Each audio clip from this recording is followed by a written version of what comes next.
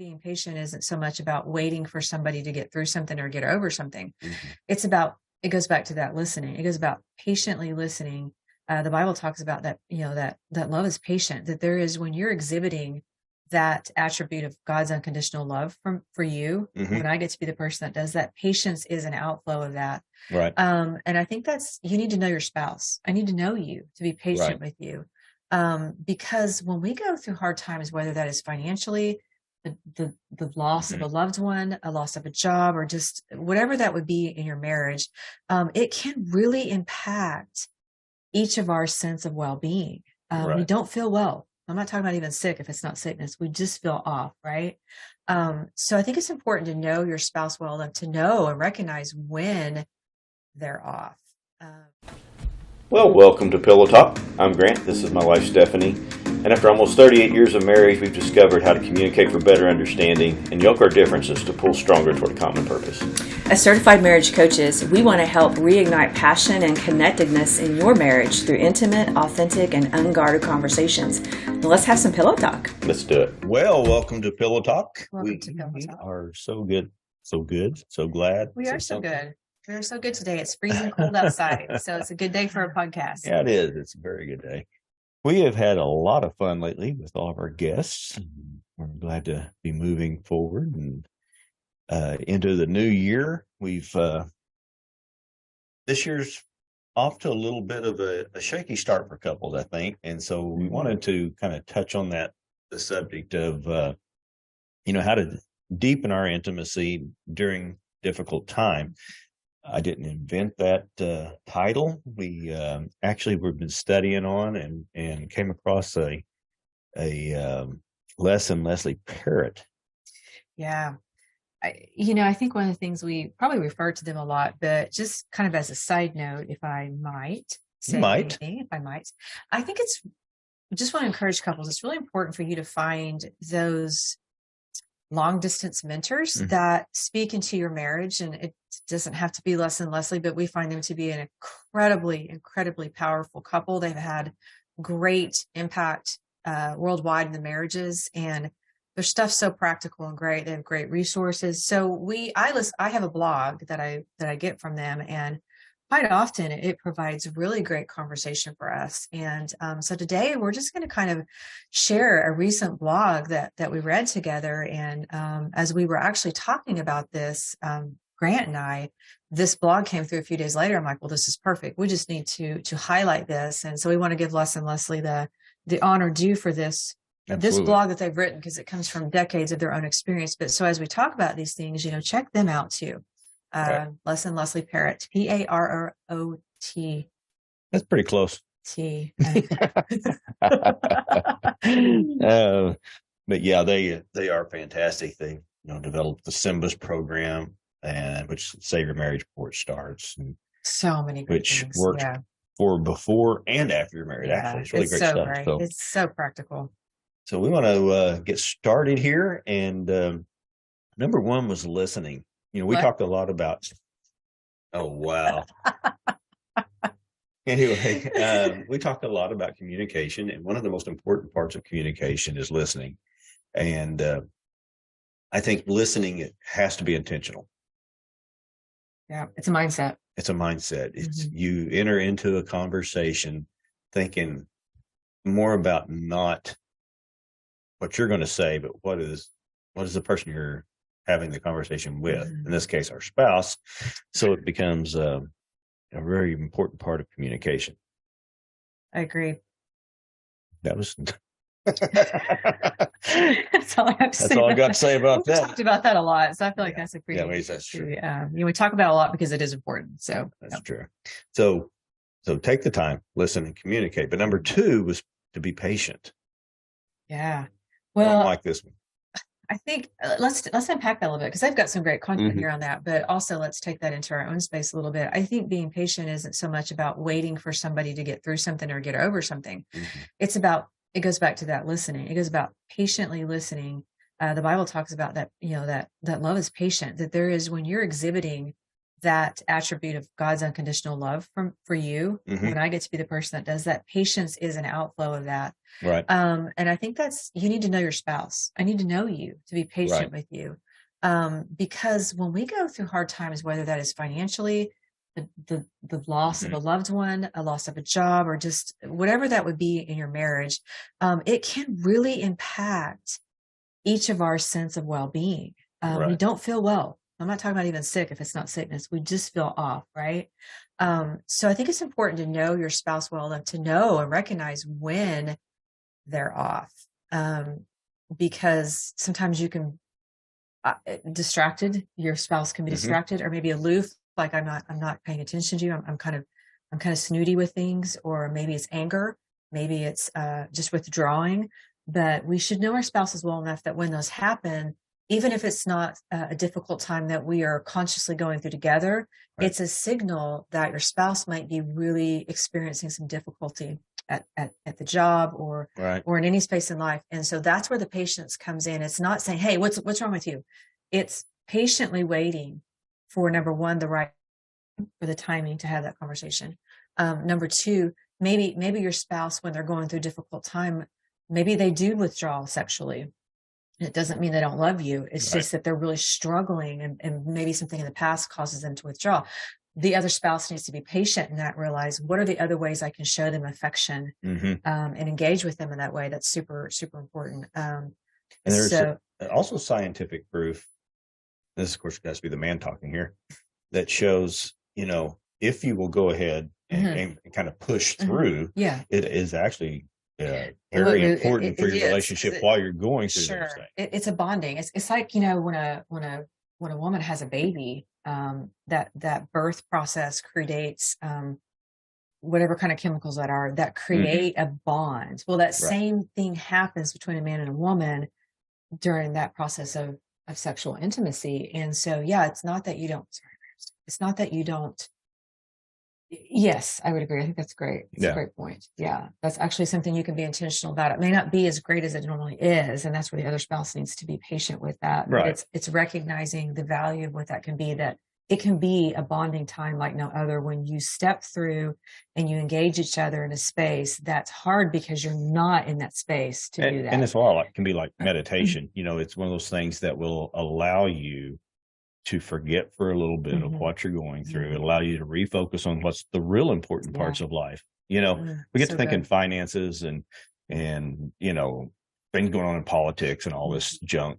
And the real important things is family, and so it really helps us with that area. Yeah. So know your spouse so you can be patient with them as they're going through a difficult time. And number 3 would be being optimistic. I think it's very important that we actually practice that. Yeah, practice. It's funny how couples don't practice anything. We just think things are just going to be there when we need them to happen. And it's like, you got to practice. You don't get the free throw if you don't practice 100 shots before the game, right? Mr. Basketball player. So when I think of optimism, I think of dreaming together more than I think of having, just have positive thoughts. Well, as a person who is I'm not naturally a positive person. Did you know that? I've heard that. No, I'm happy. I'm fulfilled. But my natural tendency is to be a thinker and to not always be, I'm looking and scanning for the problems so that I can be proactive with those. That's my natural thing. So when I hear the word optimism, sometimes for me, it's a trigger of, sometimes you just can't make yourself be optimistic. But I think a better way for me to think about that is to continue to dream together, so that when we are in the seasons of good and we have the conversations of what do we really want? Where are we going? We're making plans for that. We're managing for and against those things. When the difficult times hit, we already have a foundation to continue to dream together. Right. So no matter what, we've had some really tough times in the last 10 years, and the financial, the physical, and then the loss of loved ones in all 3 of those arenas, we were able to find spaces to smile and to engage and to be connected because we would focus forward for a little bit. Right. We would take ourselves out of that space for amount of time so that we could continue to dream together, or maybe not dreaming bigger, but just visiting that dream for just a few minutes. Right. So I think holding each other accountable for that and for continuing to dream together would be my definition of optimism.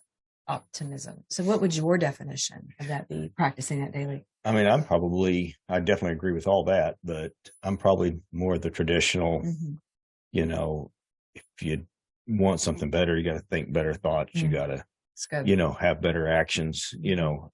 And so that's kind of always been my take on things is, if I want to control my life, I can't let the outside circumstances control it. And there are times when that is way more difficult than others. There's times there's a short season while you're getting through something that is just natural, you know, like the things you were discussing. I mean, there's no way that you can have loss or financial strain and not feel it. That doesn't mean that you're not being optimistic about the future, you know. That's good. So yeah, just because we got to have, you know, some moments that isn't at our best doesn't mean that we ventured so far off that so it's a mindset. It's a mindset. It's just determining we will get through this. I know we will, because we always have. We always have. And we also have that foundation of the godly God's word in our life. That's obviously first and foremost all the time. That never leaves, that never shifts. That's always been a major source. So optimism is a habit that we develop, whatever that looks like. Right. You know, and that kind of just moves us on into the next fact that we do have a godly source. We pray for each other daily. Absolutely. You know, now a lot of people are holding hands prayers together. We're more of I'm praying over you in my time, you're praying over me in your time. We talked about that a little bit in the spiritual intimacy, how that can be different, and how important it is to know your spouse's the way to connect with God. I like to say, you know, praying together, yes, absolutely. But I think one of the biggest things we have to watch and manage for in difficult times is to stay in a spiritually healthy mindset. Because it's so easy to say, why, God, why? Oh my gosh, my life's falling apart. It's never going to be the same. And I think this kind of goes with what you just said about the optimism, really, is maintain that spiritual health mindset that, you know what? Yes, it's rough today, but let me sit and just be grateful for what God has done for me. Be grateful for what we have. Be grateful. There's gratitude involved in that in spiritual health. There's trust involved in that in spiritual health. And so sometimes it's going back to the foundation when you go through difficult times, and that actually expands your ability to trust God, who is always faithful, but also to trust each other. I think we can trust the word too is a very important link to that allows someone with kind of a negative natural mindset to be optimistic. Yeah, that makes sense, because that's good. So so you know, get in the word, study it, find out things that God said about situations. It's things that we're going to have some rough times, and we're probably going to have some rough times this year. From the financial side, because I mean, inflation is sky high. Things are, you know, a little crazy out there right now, but that doesn't mean on the rock. And then that's where that spiritual health, that's where you have that foundation. And you go back to that. So what do you think about number 6? Be alone together. I just like the title. I love it. I think for you and I, being in the empty nest, that sounds terrible. Being in the empty nest season where we actually have so much space to be intentional about this. Actually, we don't have to be as intentional. It's just the opposite, because we have so much time together. But being alone together when you're going through a difficult time is so, so critical, because I think as humans, it's really easy to seek out a whole bunch of people that you can share your woes with. And it's really easy to seek out that you're trying to gain comfort for so many people that you forget that the very person God's given you is who you need to be alone with. Just like we need to be alone with God and have that solitude to build and recharge our spirit. I think in a marriage, that's what recharges our souls, because we are different. You're optimistic. I'm spiritually healthy. But just that difference right there, I think it helps. So, you know, and also if you manage for that alone time is free. You know, if you're going through financial difficulties, you know, it doesn't cost anything to sit together. Yeah. You know, you were just talking about you think it's easier. And I don't know if I'd go that just because we're in the empty nest system, because for me, it's still being so intentional about we got a lot of time alone, but we're not alone together. Well, that's true. Yeah. You know, I mean, we're alone with the television. We're alone with the space is there. Solitaire, or, you know, we're alone with something. So it's like for us, it's the intentional Friday or Saturday night dinners. It's the maybe both. Yeah. It's, setting time aside that, the only thing else in the room might be going is a little bit of music, just, so it's not dead quiet when we're not talking. But yeah, I love it. Be alone together. And so the thing with that too, of course, you're going to be alone if there's physical intimacy, but alone time isn't necessarily, doesn't have to be sexual. It's about coming together as a companion. It's about your best friend. It's about, and then of course, a lot of times that leads into the physical intimacy, but it's so key just to be able to rely on each other. Because, when you're going through a hard time, there's a lot of science for this, and I'm not going to go into all of it because I'm not a scientist, but although I did stay at a Holiday Inn. You did. Regarding the great benefit of when you are going through something difficult, of just having somebody to land. Yeah. Just to have in that safe space, just to have that place where you can let that burden down. The Bible talks about sharing each other's burdens. And even if we are, as a couple, you and I, if we both are sharing the loss of the same person, or we're both going through the financial hardship together, there's aspects of that both of us are better at. Right. Is what I'm trying to get at. And so the alone time is where that can happen, because you can have that conversation, and that's a great space to be in. Yep. And number 7, intentional physical contact. And I get tired of saying this, but once again, that is not necessarily sexual. Yeah. I think it's actually intentionally not sexual. Good point. Would you say? I mean, because it's obvious, you obviously have physical contact when it's sexual. Right. But to not have sex and there be physical contact requires a lot more restraint and a lot more thought. Especially for someone whose love language is not that. Is physical touch. Yeah. You don't have a problem with me patting you on the rear end as I walk by. Yeah. But it takes a thought for you to walk by and I don't know about that, but I don't think she thinks about that much at all. But, but I mean, for you to, come over and put your hand on my arm as you're walking by, going to another room or whatever. It has to be intentional. And I love what they wrote. This is the one thing I loved about what they had in this blog, is that simply giving the gift of our presence to one another can make a lasting difference in our marriage. And I wrote beside that, this is possible in sickness and in debt and destruction. We can always connect in this way. We can always hold hands. I could be in a hospital bed and you can hold my hand. You can always do this. This is, you may not be able to talk. You may not be able to physically be intimate. You can always connect in a physical way. The physical touch is what humans crave. Right. And I think I love that. It's simply the gift of presence with whatever that touch looks like. Right. And then number 8, this is for you men out there. Make time for sex, which, for us, it doesn't take a whole lot of time. Just say, let's go, let's do it. Just holler. Well, it can mean multiple things. We ain't going to go there. Oh, come on.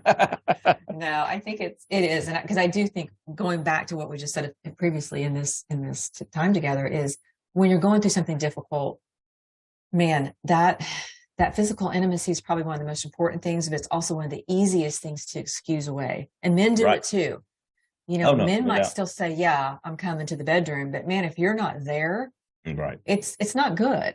Yeah. So for the woman, it's like, you might as well not be there. Right. So it's just there's not a connection. So it goes both ways. And I think that, it's invigorating.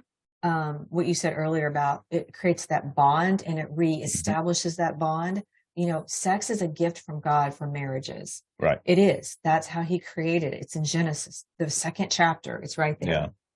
And, so you do need to make time for that. And if you're not, then your difficult times are still going to be difficult, but there's nothing there to connect you the way that you were designed to be connected. Right. It's in a sense, it's not just a physical thing. It's also a spiritual in itself. There's something about, and it sounds kind of weird, but there's something about it. It's almost like a godly intimacy. It's that pressing in to where there's just nothing but you two. Just you. Yeah. There's just that bond and that connection that's completely private. It's completely dependent on the trust of each other in that space. And it's completely vulnerable. Right. And all of that comes together. And yeah, it is a picture of our relationship with God in terms of we have to trust him. We have to be vulnerable. We have to get to the place where, again, this is going to sound weird. I hope we don't get any comments on this. When you're completely exposed to God. No, because you are, point. And I think that's the reason why sex is a one's gift natural, in marriage. one's spiritual. Yeah, it's because he loves us so much. He wants us to have a physical picture of what that intimacy can look like with him, and how powerful that can be in that forever bond. Right. And I think that's why it's so valuable and important for that. So take time in a difficult season to do all these things together. And it's for one thing, it'll help you focus on something else besides your problem. Your problem may not go away immediately, but it's the opposite of that. Is it's not going to go away if you don't do something different. It's just some of the steps in the process of going through the problem. Right. We all pray for a miracle, but we have to expect the natural. We got to walk through this. That's what bearing a cross is. Yeah. The joy that's set before you, you've got to have that out there. So, and I was thinking this morning of how much of a shame it is that the divorce rate is so high in Christian couples, because we've been chosen to shine. And that's just one more area we've let the world down in. We're not shining because we divorce at the exact same rate the world does. Yeah. And, that's a shame. It's tough. I mean, it's most of the time it's, people think this is it. I can't do anything else. There's nothing else I can do. And, so it's definitely worth, being intentional about trying not to get to that point. And I think it's just. And like anything with being intentional, it means you almost need a list of things that you can say, okay, not just to be marking them off, but so things are just, reminders to make things better. It's like this podcast. We could have been intentional and turned our heat and air off, and it wouldn't have this tornado sound in the background. But we forgot a step. But that's life. You're going to forget to do things sometimes, and it's okay. You're going to have a noisy life maybe, but you're doing it together. So anyway, hopefully that helped. Just a few of the things that not only that we practice, but when we found this blog, that we realized other people are practicing it too. And so that's a very awesome thing. So we appreciate you being with us on Pillow Talk. We ask that you follow us on Facebook at Forever with Purpose. Grant Steph, Forever with Purpose, I believe what it is on Instagram. I can never keep that. There's some underscores in there, all kinds of stuff in there. Go to our website; it's all there. We have our Pillow Talk. This right here is also video. So if you're listening, but you'd rather watch it in video, you can go to YouTube and watch us at Forever with Purpose. And we post all these things, but we appreciate you being here and giving us the time and the honor to just hear what we have to say, and hopefully it helps. Share our hearts with you. Yep. So we will catch you on the next Pillow Talk.